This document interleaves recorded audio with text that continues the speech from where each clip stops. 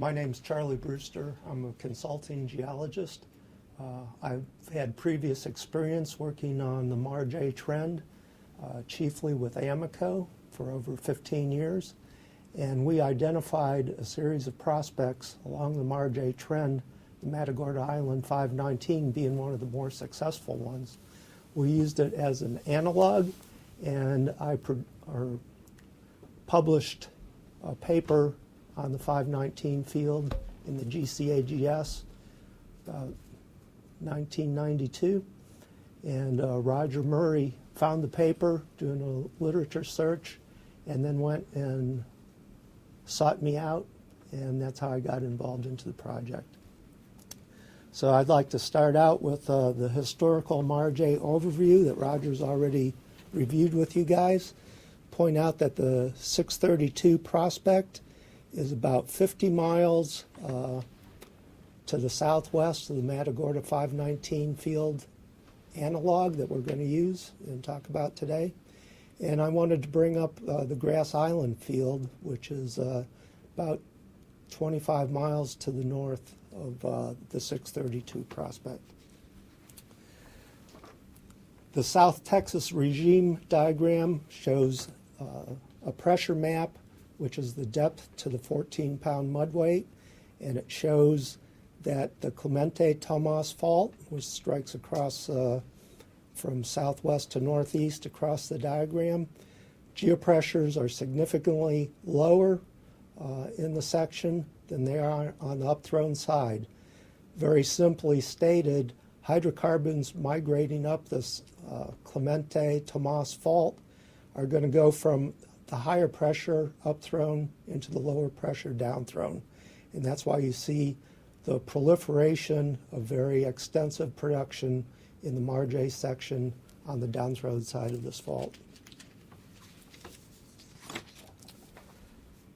The analysis of the Matagorda 519 field analog, we've got a structure map on this diagram that shows the 15,600 foot sand structure map. And you can see that the crest of the structure, the production pinches out. And I'd like to point out that there's a shallower field, cove field, which is in normal pressure, which is up dip of the 519 field. When we compare the Matagorda 632 prospect, deep MARGE structure map and amplitude, very remarkable similarities between the 519 structure that we just looked at and the 632 structure that contains this prospect.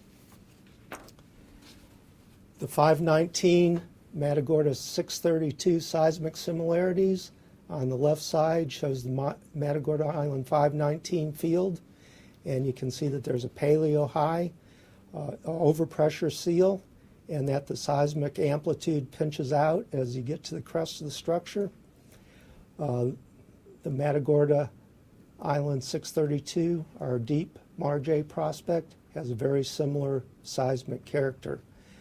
Just from a historical standpoint, AAMCO drilled 1983 two wells on the flank of the structure, both of them productive at 20 million or 23 million cubic feet a day. The third well drilled into the field went up onto the high. They found sands that were tight with shows but no commercial production. So the traditional drilling program would have drilled the high first and then walked away from the area, because AAMCO had established production on the down dip flank first. Then they came up dip. It kind of set up the analog for drilling and off structure accumulation.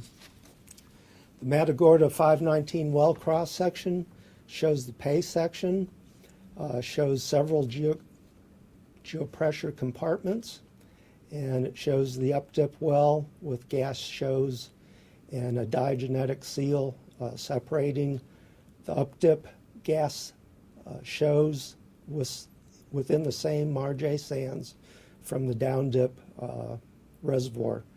And to be noted on that diagram, So there's over 2,300 feet of gas column encountered within the Marge A reservoirs.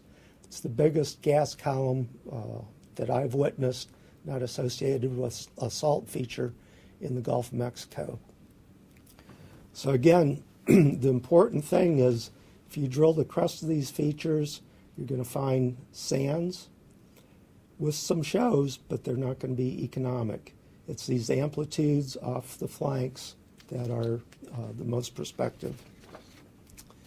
The diagenesis that we identified through core studies of all of the AAMCO wells shows a diagenetic zonation, where up dip you have polycrystalline quartz pyrite facies, and then you go grade down dip into dolomite iron anchorite facies and an iron calcite facies.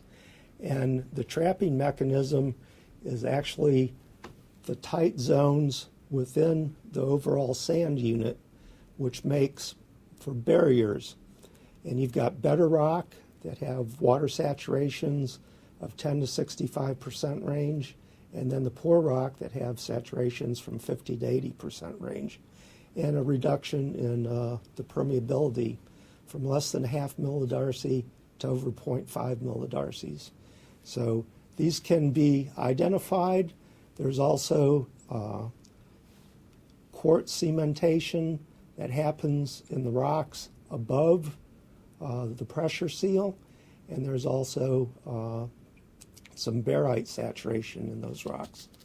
So by looking at the cuttings from the wells on 632, which were examined at the BEG by myself, I actually saw barite and polycrystalline quartz within those sediments above the pressure seal. So to me that indicates that we've got an active hydrocarbon system, active like we've got at Matagorda 519, going on at the 632 prospect. To summarize the Matagorda 519 key field attributes, it's in an off-structure position flanking perpendicular to the coast shale ridge. There's a shallow field on top of the ridge, just like we've got shallow field at the 632 field. It's geopressured section. The sands thicken down dip, completely analogous. Crustal sands are tight with gas shows. Up dip sands are cemented with quartz and pyrite. Down dip porosity in the 20 to 23% range is due to secondary calcite dissolution. There's a strong amplitude response from the shale, overpressured shale, into the tight sandstone. Gas is related to troughs and phase changes within the amplitude as it comes up the structure. And the reserves at Matagorda 519, it's already produced 380 BCF. Reserves are estimated at about 400 BCF. Then just one final analog is the Grass Island oil and gas field, which also is in the shallow Miocene section. It's about 20 miles up dip of the 632 prospect. And you've got oil, 4 million barrels, and gas at 16 BCF in normal pressured section above a shale ridge, and it has deeper untested amplitudes off the flank of the structure. Just gives another example that if this model can work at the 632 field, there's ample running room to develop along strike in the Sage Lower Miocene section. Okay, thanks.